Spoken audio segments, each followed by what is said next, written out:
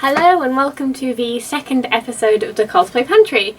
I am the Cosplay Pantry, your resident cosplayer here, and today I will be showing you how I actually did the craft work for my Aerith Final Fantasy VII Remake dress. I would recommend that you watch the pattern making video before you watch this one, just because it offers a lot of advice on how to start the making of your dress, like the pattern cutting. There's some little tips in there as well and those sorts of things, so I would definitely recommend, if you're planning to make your own, if you're just watching this for, entertainment, then you can stick around, that's probably okay, but if you're wanting to learn something from this, definitely go see that one first. It's useful. It's educational, I promise. So after you want to see that video, you can come back here. But if you're sticking around to watch this one will be, again, like I said, making the actual dress. So we'll be going into cutting the fabric, alterations I had to do. There's a lot in this one, and I will elaborate on that more, obviously, and the sort of craft. Currently, as I'm filming this introduction, I don't know how the video is going to look, basically. At the moment of filming this, I've been working for Aerith for 3 days, give or take. She's kind of a semi-involved costume in that way, but basically I've done the bodice, the basic bodice, and I've cut out all the pieces and stuff, but I don't know what the actual garment is looking like currently. Like, I have more of an idea, which is why I feel comfortable filming this now, but I'm not done, basically, is what I'm saying. So I'm filming this at sort of a weird point in time, because YouTube, and I put makeup on, so we're filming it today. I like to be completely honest with you guys. Going forward with the future of my channel, I want it to not be just cosplay, cosplay, cosplay.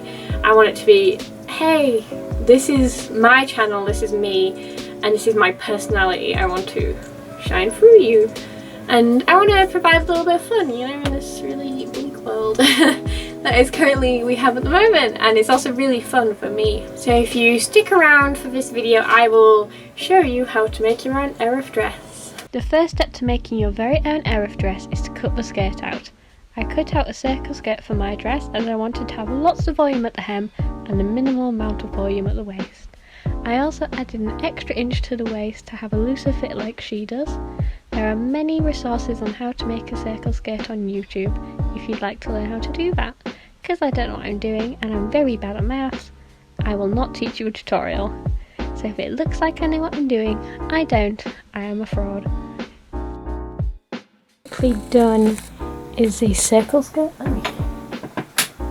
I don't know how well you're going to see that, but there's in fact a blue line there, and this is already including my seam allowance, so I just used the half circle skirt, and there's my waist measurements there to make Aerith's sort of long skirt, which will then have like a little trim on the end as well. But I've got loads of fabric left over, so that's good, so I might be able to make something else with this, which is always good. Because this fabric I originally bought for Abigail, but I had too much, so I just dyed it pink.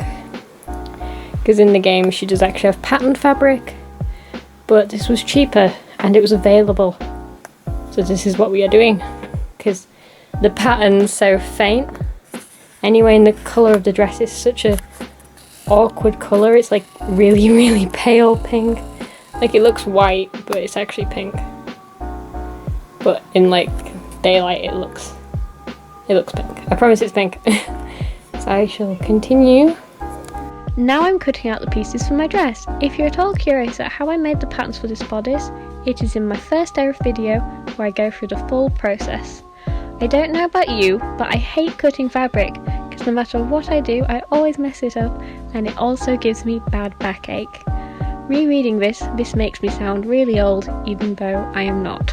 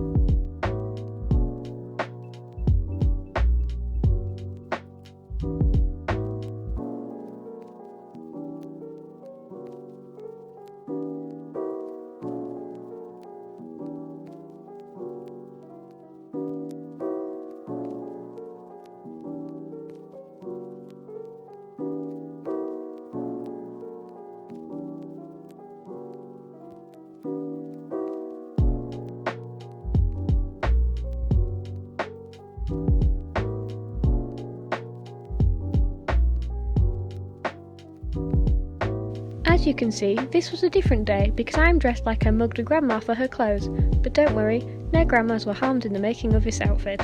Anyway, back to the dress. I'm now cutting out a white trim for the bottom of the dress. This fabric was a random metre of white cotton I had laying around, which I had to cut lots of metre wide strips and then sew them together to create a super long strip, which you'll see later. But as you can see, this was so tedious, but it is fun to watch when sped up.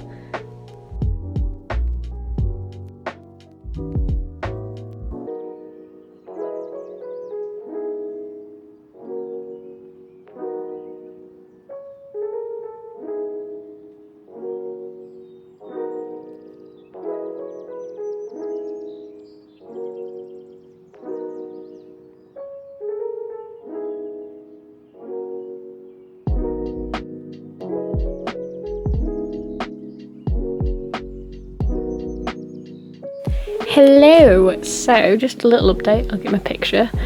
So, I'm trying to figure out what kind of trims I'm going to use for Aerith.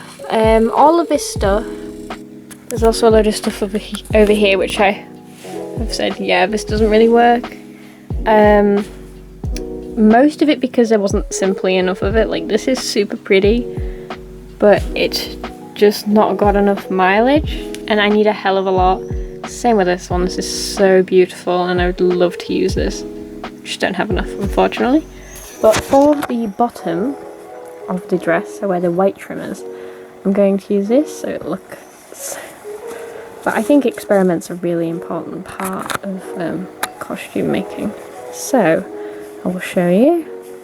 I'm also hoping this will hide any problems. I'll just stick lace over it and then no one will know how bad I am.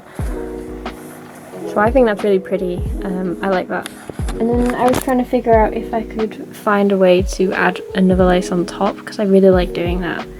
But I just simply do not have the mileage. It's like 6 meters. I worked out, I think it's 590 centimeters, which is a hell of a lot of fabric. And I have enough of this, I have 25 meters, so I have plenty of this. But I simply do not have enough of the rest of the stuff.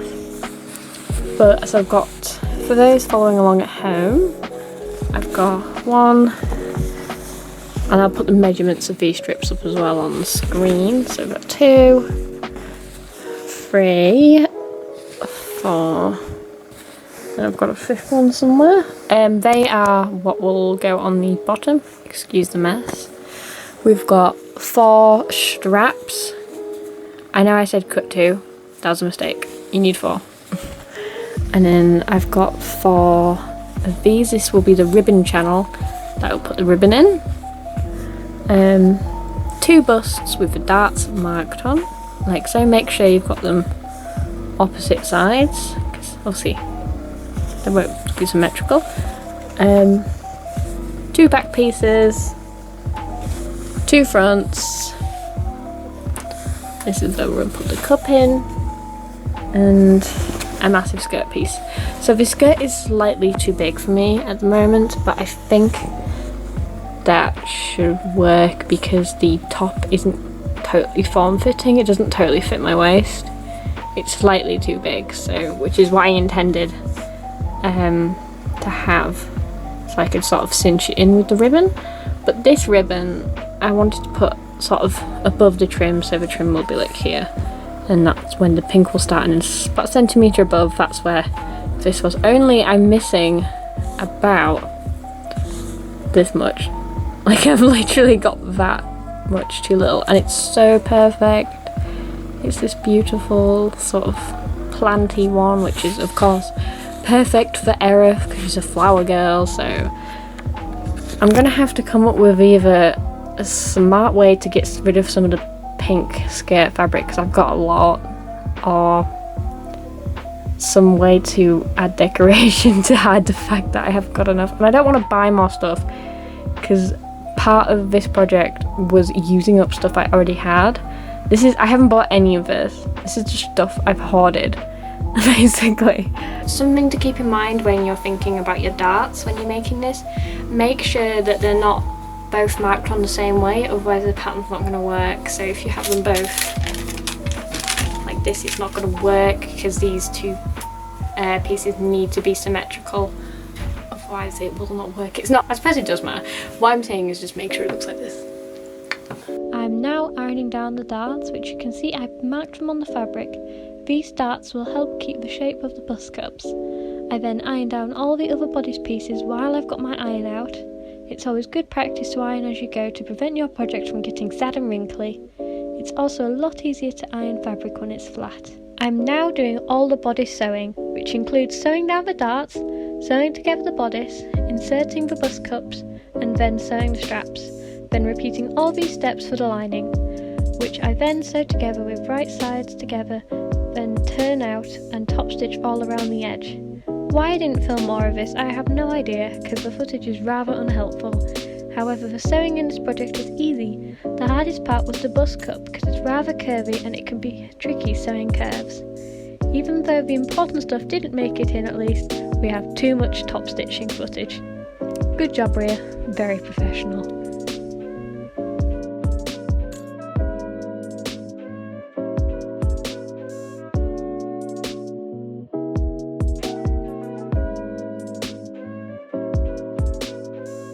I've sort of also realised that this skirt is going to have a lining, because as you can see, they're two colours, they're two different colours, and we can't have that. Luckily I have loads of the pink fabric left, and at the time I was like, oh, there's loads of wastage. But what I'm going to do is I'm just going to do a normal gathered skirt underneath, and then I can just use loads of panels. Therefore I'm sort of using all that fabric up rather than doing basically the same thing again, because circle skirts are great, they are fab, but they take up so much fabric. Like, I think it's 6 meters in this hem. It's insane. I don't know what that is in yards, but it's about, I think it's about equal yards and meters. I think they're pretty similar. But it's quite long. I'm also going to talk about the next step in terms of this project. You have to add the ribbon channel. I could put simpler instructions, but I feel like that won't properly explain what I'm doing. So on this garment, I suddenly realised, oh, the reason why it feels too long at my hip, my waist even, is because I'm going to take away some of that fabric when I add the seam allowance, right? So when I sew the seam, you're taking a centimetre away, or more or less. It depends on how much you account for in your pattern. For this, centimetre. For most garments, it will be a centimetre. If you're sort of using a homemade, like a commercial pattern at home, then, you know, it's a whole different thing. So I'm going to do the same thing I use for these straps, where I, iron, go around the edges, but this is going to have ribbon in it, so that's got something slightly different. But it's not a real channel. We're going to top stitch it. I was originally not going to, but you can't do it like a normal channel, because I'm personally putting a zip in the back. A, it's easier. B, it's easier when you're getting ready on the day. If you wanted to do buttons, you wouldn't have the same problem I'm currently having, which is the channel is going to be a fake one. If you follow me. So basically, I don't know how to describe it, but you've got to get it stuck when you're sewing it around. So instead of just doing this and this and then threading it through, you're going to want to get it stuck in the seam on the top here, so that it looks like a channel, but it isn't, basically. I feel like that's a good way of describing it. You're basically doing a faux channel rather than a real channel where you would, do the whole thing all the way. And it would have 2 holes in the end, where this one will only have 1, so it's a fake channel. Originally my idea was to attach the petticoat into the skirt of the dress. I obviously haven't. I basically whipped this up in about an hour. It was super easy, and I want to make a dedicated tutorial to easy, beginner friendly costume petticoats like these ones, because in the end I decided not to have it attached because it would interfere with the openings and the closures and all those sorts of things. Because basically there's going to be an opening here down the front where the buttons will go, and if I had this, because I didn't have enough fabric to make a circle skirt, but I did have enough to make a sort of barely any shape gathered skirt. I was like, oh, we'll put this underneath, but that wouldn't have worked. Does that make sense? Like, it just wouldn't have worked. The only way it could have worked is if I bagged it out. I think that's the only real way it could have worked properly. Like if I just cut 2 circle skirts and cut them out. But A, that's kind of a complete waste of fabric. Because this is a more, I guess, conservative way of using fabric, because you're using less mileage on the hem, but you're also using more on the waist. I would consider it better use of fabric because you do tend to get more for the amount you're using, generally, I think at least. And with a circle skirt, it's a very specific shape to get that sort of silhouette. Does that make sense? That probably makes no sense. Here I am currently working out the arrangement of the buttons on the front of the bodice, so I know where the overlap will be. This is important because one side of the bodice will have a shorter channel, which will allow the ribbon to meet in the middle and tie together in the front. The buttons I used were cute pink ones with flowers on, which I really felt fit with Aerith's personality. I am now attaching the ribbon channel, which I explained in more detail earlier in the video, but to make it I cut out a thin strip of fabric the same width as the bodice, and then top stitched it on, then thread the ribbon through the channel, then sewed the end of the ribbon so it was trapped. I must admit it took me a while to get my head around the mechanics of this dress. As you can tell, I play tabletop RPGs, but watching me do it step by step should help you. P.S. If you have any questions at all, please ask. I realise the instructions are not perfect and may need some more clarification. Also, it's important to remember when sewing the 2 sides of the bodice, remember to shorten one of the channels on whatever side will be underneath when the bodice is overlapped.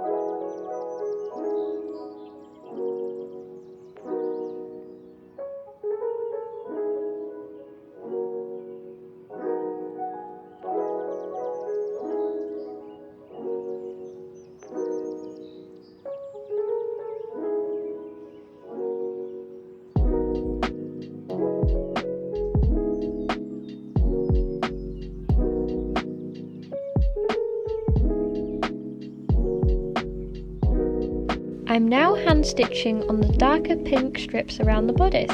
I used bias binding to do all the darker pink strips in detail. I decided to do hand stitching on the bust because I wanted to catch only the first layer of fabric on the outside, so you couldn't see my stitching on the inside. I personally love hand stitching embroidery these days. I love how therapeutic it is and I find it really helps me to relieve stress. And I especially love watching Morgan Donner, Bernadette Banner spend hours hand sewing beautifully crafted historical garments. Maybe I should do some history content too? Question mark?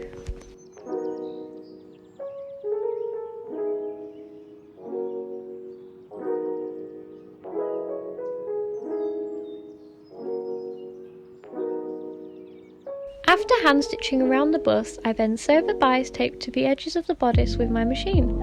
I was obviously feeling bougie this day because I tacked on the bias tape first, being all professional and stuff, which I never do. Because this is sped up, it looks a lot easier than it was. It can be difficult to get a close stitch when it's a very shapy shape. At least you don't have to suffer like I did. Anyway, I'll let you enjoy the relaxing sewing footage without me talking all the way through it.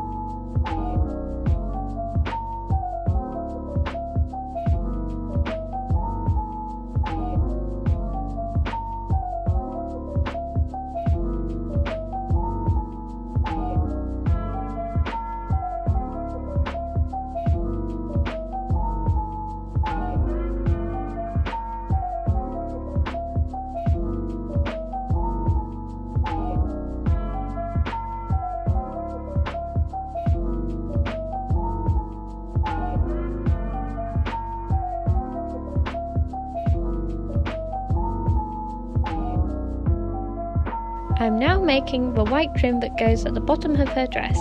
I'd already sewn all the white fabric together and overlocked the edges, but I'm now ironing the hem of a 10 to 12 metre strip. Yes, it was that long, because I was gathering it later on and I wanted it to be super full.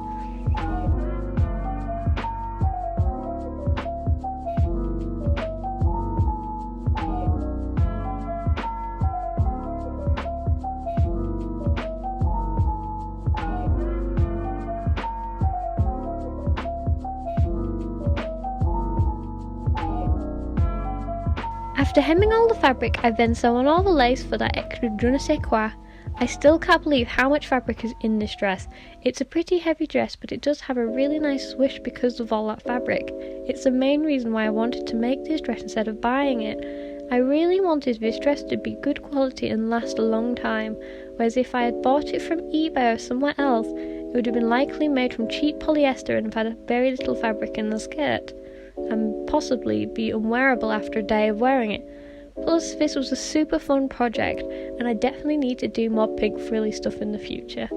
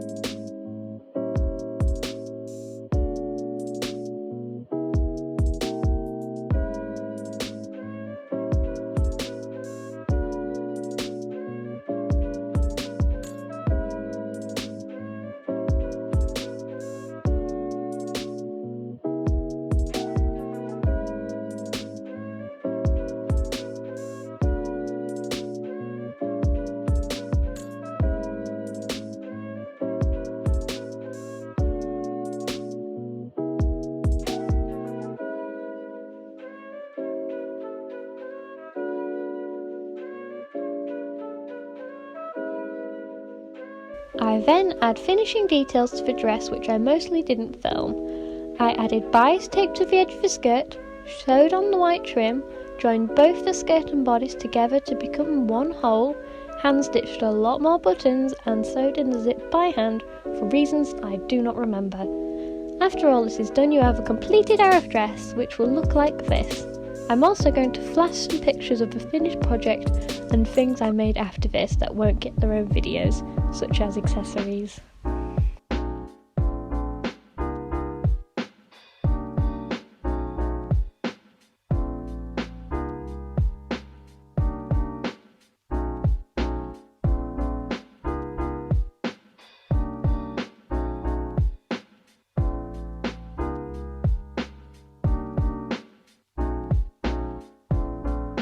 I have a TikTok I filmed back in 2020 when I first put on my Aerith dress. Also, I have TikTok. Go follow me because it's really cool and stuff. Hello! So this is the cosplay pantry finally finishing my Aerith work vlog. I finished the Aerith costume back in August of 2020 and I'm only now ending this series. This series was so much work. I didn't quite anticipate how much work it was going to be. But anyway, this costume was great fun and I'm actually pretty happy with how it came out. I hope you enjoyed all of these videos and please go watch them. I put so much work into them, please. I hope you enjoyed them and you found them educational, and if you do your own Aerith costume or with my tutorials, please send me pics. Thank you so much for watching this video, and I'm so sorry it took this long to get out. I'm sorry. I've not been very motivated to make YouTube content, to be honest. Anyway, I had no script for this, if that wasn't obvious.